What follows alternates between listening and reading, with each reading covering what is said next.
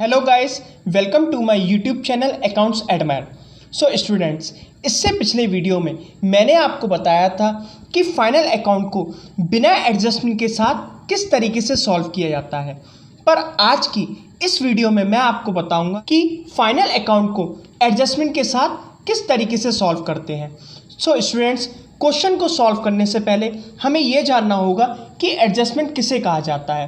तो इसका जवाब है, प्रत्येक बड़े व्यापारी को अपने यहाँ अंतिम खाते बनाने होते हैं, पर खाते बनाने तक की अवधि में कुछ ना कुछ लेन देन ऐसे ज़रूर होते हैं जिनकी एंट्री हम अपनी बुक्स में नहीं कर पाते, और कुछ लेन देन ऐसे भी होते हैं जिनकी एंट्री हम फाइनल अकाउंट बनाते समय ही करते हैं। इन एंट्रीज़ को ही एडजस्टमेंट एंट्री कहा जाता है। सो स्टूडेंट्स, क्वेश्चन में अगर कोई भी एडजस्टमेंट दी होगी तो उस एडजस्टमेंट की आपको 2 बार एंट्री करनी पड़ेगी। समझिए, जैसे कोई एडजस्टमेंट है तो या तो वो आएगी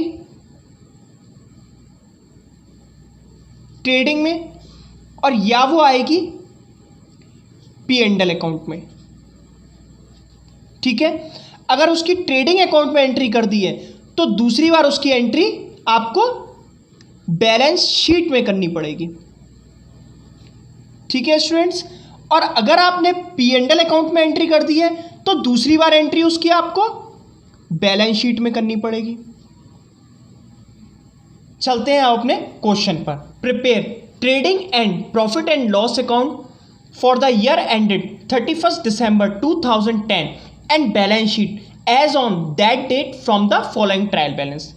देखिए, आपको 31 दिसंबर 2010 का ट्रायल बैलेंस दिया गया है, जिसके बेसिस पे आपको उसी साल का एक trading account, profit and loss account और 31 दिसंबर 2010 की एक बैलेंस शीट तैयार करनी है। तो सबसे पहले इस क्वेश्चन का हम फॉर्मेट तैयार कर लेते हैं। Trading and profit and loss account for the year ending 31 December 2010। Question को सॉल्व करने से पहले उस क्वेश्चन की हमेशा हमें एडजस्टमेंट पढ़नी चाहिए। ठीक है, salaries 500 and taxes 200 are outstanding. Means salary के 500 रुपये और टैक्स के 200 रुपये अभी देना बाकी है, but insurance 250 is prepaid. Insurance के 250 रुपये हम पहले से ही पेड कर चुके हैं। सेकेंड एडजस्टमेंट है, commission 500 is received in advance. 500 रुपये का कमीशन हमें पहले से ही प्राप्त हो चुका है एडवांस में। ठीक है, हमारी थर्ड एडजस्टमेंट है, create provision for bad debts on debtors at the 5%। देनदारों की अमाउंट में से 5% पैसा हमारा डूब जाएगा। नेक्स्ट हेडिंग है, depreciate typewriter and furniture by 10%। कोई भी आपकी एसेट्स की value time to time less होती जाती है तो ऐसी वैल्यू को हम डेप्रिसिएशन कहते हैं। नेक्स्ट हेडिंग है, interest on bank overdraft due ₹400। Next heading है, क्लोजिंग स्टॉक ₹24,500। ईयर के एंडिंग में आपका 24,500 रुपये का माल बिकने से रह गया। क्वेश्चन सॉल्व करने से पहले आपको जिस हेडिंग पे एडजस्टमेंट दिखाई दे उस हेडिंग पे टिक करना पड़ेगा। सैलरीज 500, तो सैलरीज पे एक तो आपको टिक कर दीजिए। ठीक है, टैक्सेस 200 रुपीज़, टैक्सेस पे टिक कर दीजिए। इंश्योरेंस इसी में आ गया। Create provision for bad dates, debtor पे, बैड डेट्स हमेशा डेटर पे होता है, टिक कर लीजिए डेटर पे। ठीक है, नेक्स्ट हेडिंग है, depreciate typewriter and furniture, typewriter और फर्नीचर को टिक कर लीजिए। नेक्स्ट हेडिंग है, बैंक ओवरड्राफ्ट, बैंक ओवरड्राफ्ट पे टिक कर लीजिए। नेक्स्ट हेडिंग है, क्लोजिंग स्टॉक। ठीक है, तो क्लोजिंग स्टॉक हम अपने ट्रेडिंग के क्रेडिट साइड में फिल कर देंगे। फर्स्ट अमाउंट हम ट्रेडिंग में डालते हैं, to opening stock 23,000। Next heading है, to purchase 1,42,000 minus purchase return. देखिए, कोई रिटर्न है क्या?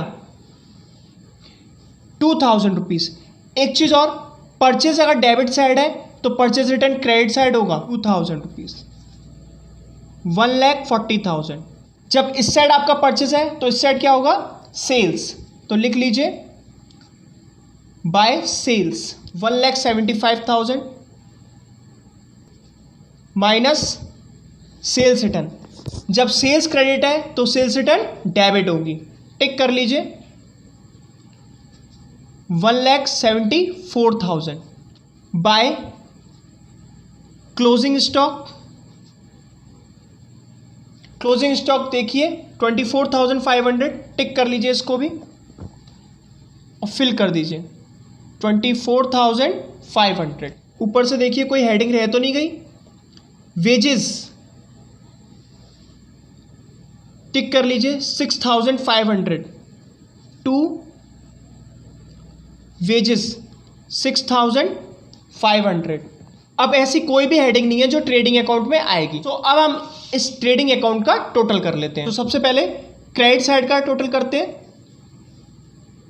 005,891। डेबिट साइड का टोटल करिए 005,961। माइनस कर दीजिए इस अमाउंट में से इस अमाउंट को, क्योंकि क्रेडिट साइड का टोटल आपका ज़्यादा है। 0,0,092 29,000। बड़ी अमाउंट को इन दोनों बॉक्सेस में फिल कर दिया जाता है। 1,98,500 1,98,500 माइनस करके आपकी क्या अमाउंट आई है 29,000। डेबिट साइड हमारी कम है ना, तो इसको हमें किधर डालना पड़ेगा, डेबिट साइड में। ये क्या है आपका प्रॉफिट, इसको डाल देंगे हम टू ग्रॉस प्रॉफिट सीडी के नाम से 29,000। Gross profit profit and loss के क्रेडिट साइड में और gross loss profit and loss के डेबिट साइड में। तो लिख देते हैं यहां पर बाय ग्रॉस प्रॉफिट बीडी 29,000। जिस सैलरीज, देखिए सैलरीज आएगा, ठीक है, टू सैलरीज, ठीक है, टिक कर लीजिए इसको 4,500 और इस पर कोई एडजस्टमेंट भी है ना। Salaries 500 outstanding. ऐसे सभी एक्सपेंसेस आउटस्टैंडिंग एक्सपेंसेस की कैटेगरी में आते हैं जिनका पेमेंट हमने फाइनल अकाउंट बनाने की डेट तक किया ही नहीं है। तो इस तरीके के एक्सपेंसेस को रिलेटेड एक्सपेंसेस में प्लस कर दिया जाता है। प्लस आउटस्टैंडिंग फिल कर दीजिए 500 रुपीज़ 5,000 रुपीज़। नेक्स्ट एंट्री है rent 4,000 to rent 4,000। Next trade expenses to trade expenses 4,200। Next heading है टैक्स एंड इंश्योरेंस 2,500, टिक कर दीजिए टू टैक्स। अब देखिए टैक्सेस भी हमारी एक एडजस्टमेंट एंट्री है, तो इसमें लिखा है 200 टैक्स के आउटस्टैंडिंग है, ठीक है, जिनका हमने पेमेंट अभी तक नहीं किया, टैक्स अभी तक हमने पेमेंट नहीं किया। तो plus outstanding tax 200 rupees plus कर दीजिए 2,700। Insurance 250 is prepaid minus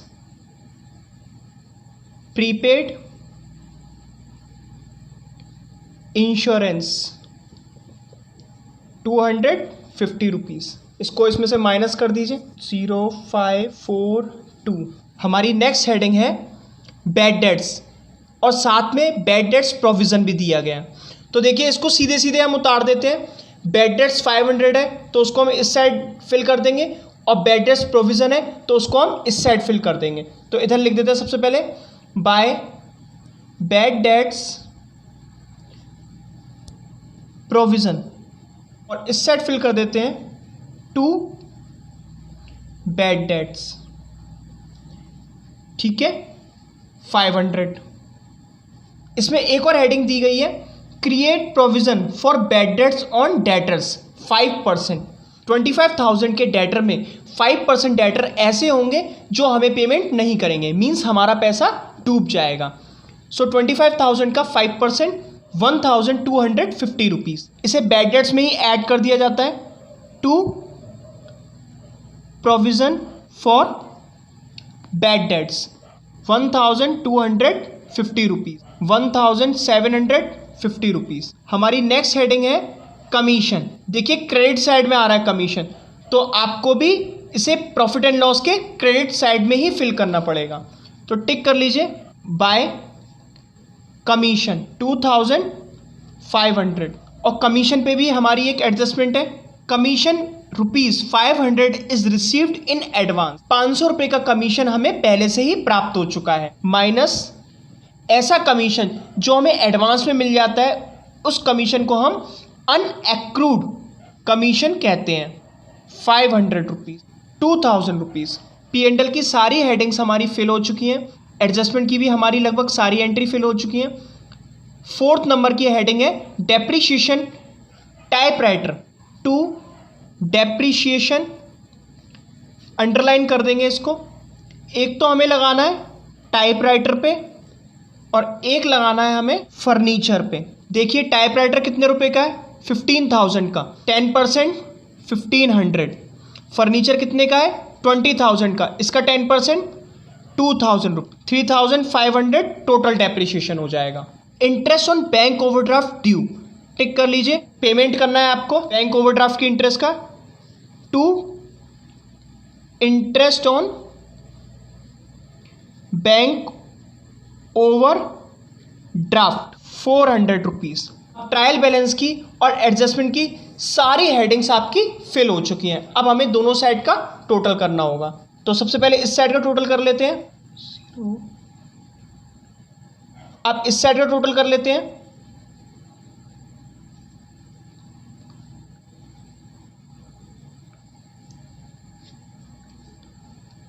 ₹10,900। Credit side हमारी ज़्यादा है, डेबिट साइड हमारी कम है, तो ये अमाउंट आपको कहाँ डालना पड़ेगा? Debit side. बड़ी अमाउंट को इन दोनों बॉक्सेस में फिल कर दिया जाता है। 32,200 रुपीज़। 10,900 को लिख देंगे टू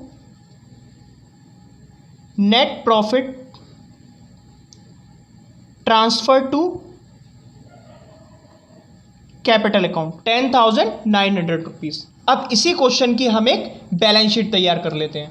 इससे पिछले वीडियो में मैंने आपको बताया था ट्रायल बैलेंस में जो भी हेडिंग्स टिक हुए बिना रह गई हैं, उन हेडिंग्स में से जो भी हेडिंग डेबिट साइड में होंगी उसे हमें एसेट साइड में, और जो भी हेडिंग क्रेडिट साइड में होंगी उसे हमें लायबिलिटी साइड में फिल करना होगा। जैसे कैपिटल अकाउंट, सबसे पहले लिख देंगे हम यहाँ पर कैपिटल 48,800 रुपीज़। अगर नेट प्रॉफिट होता है तो प्लस कर देते हैं और नेट लॉस होता है तो माइनस कर देते हैं। हमारे क्वेश्चन में नेट प्रॉफिट आया हमारा 10,900 रुपीज़, तो हम इसे प्लस कर देंगे। 59,700। अगर ड्राइंग है क्वेश्चन में तो उसे हम माइनस कर देते हैं। ठीक है, तो ड्राइंग देखिए क्वेश्चन में है या नहीं है। देखिए ड्राइंग मुझे दिखाई दे रहा है 10,000, टिक कर लीजिए, minus drawing 49,700 rupees. Next heading bank overdraft 8,000, टिक कर लीजिए, बैंक ओवर ड्राफ्ट 8,000। इस पे एक एडजस्टमेंट भी है, interest on bank overdraft due, तो इस एडजस्टमेंट को हम इसमें ऐड कर देंगे। तो plus interest due on bank overdraft 400 rupees, इधर लिख देंगे 8,400। नेक्स्ट हेडिंग है क्रेडिटर्स 22,000, फिल कर लीजिए, क्रेडिटर्स 22,000। नेक्स्ट बिल्स पेबल 10,500, लिख लीजिए बिल्स पेबल 10,500। अब चलते हैं हम अपनी एसेट साइड में। यहाँ की सारी एंट्री हमारी फिल हो चुकी हैं। सबसे पहले कैश, तो सबसे पहले हम लिखते हैं फिक्स एसेट्स, फिर लिखते हैं हम करंट एसेट, और कैश हमारी करंट एसेट्स हैं, तो लिख लेंगे इसको कैश 4,500, टिक कर लीजिए इसको भी। नेक्स्ट हेडिंग है हमारी डेटर्स तो डेटर्स भी हमारी करंट एसेट्स होते हैं, तो लिख लीजिए डेटर्स 25,000। 5% के डेटर्स हमारे ऐसे हैं जो हमें पेमेंट नहीं करेंगे, तो minus bad debts reserve 1,250 minus कर दीजिए 23,750 रुपीज़। नेक्स्ट हेडिंग है टाइपराइटर। टाइपराइटर 15,000, इस पे डेप्रिसिएशन लग रहा था, उसको हम माइनस कर देंगे 1500, 10% डेप लगाता है इस पे, इसकी वैल्यू हो गई अब 13,500। नेक्स्ट हेडिंग है हमारी फर्नीचर, टिक कर लीजिए, इधर फिल कर दीजिए फर्नीचर 20,000, इस पर भी डेप लग रहा था, इसकी वैल्यू कम हो रही थी 10%, माइनस 2,000, 18,000। हमारी नेक्स्ट हेडिंग है बी आर, बिल्स रिसीवेबल, ये भी हमारी करंट एसेट्स होती है, तो लिख देंगे बी आर 7,300। ट्रायल बैलेंस की हमारी सारी हेडिंग्स फिल हो चुकी हैं। अब हम चलते हैं अपनी एडजस्टमेंट पे, क्योंकि मैंने आपको बताया था किसी भी एडजस्टमेंट को हमें 2 बार फिल करना पड़ता है, एक बार ट्रेडिंग या P&L में और दूसरी बार उसे बैलेंस शीट में। ध्यान से समझिए, यह है P&L ट्रेडिंग की डेबिट साइड और यह है P&L ट्रेडिंग की क्रेडिट साइड। डेबिट साइड में या तो आएगा आउटस्टैंडिंग एक्सपेंसेस और यह आएगा प्रीपेड एक्सपेंसेस। क्रेडिट साइड में या तो आएगी एक्रूड इनकम और यह आएगी अनएक्रूड इनकम।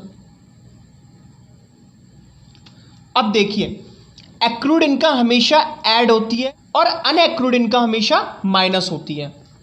उसी तरीके से आउटस्टैंडिंग एक्सपेंसेस हमेशा रिलेटेड एक्सपेंसेस में प्लस होते हैं और प्रीपेड एक्सपेंसेस हमेशा रिलेटेड एंट्री में से माइनस होते हैं। जो भी चीज़ प्लस में आएगी उसे हमें अपनी बैलेंस शीट में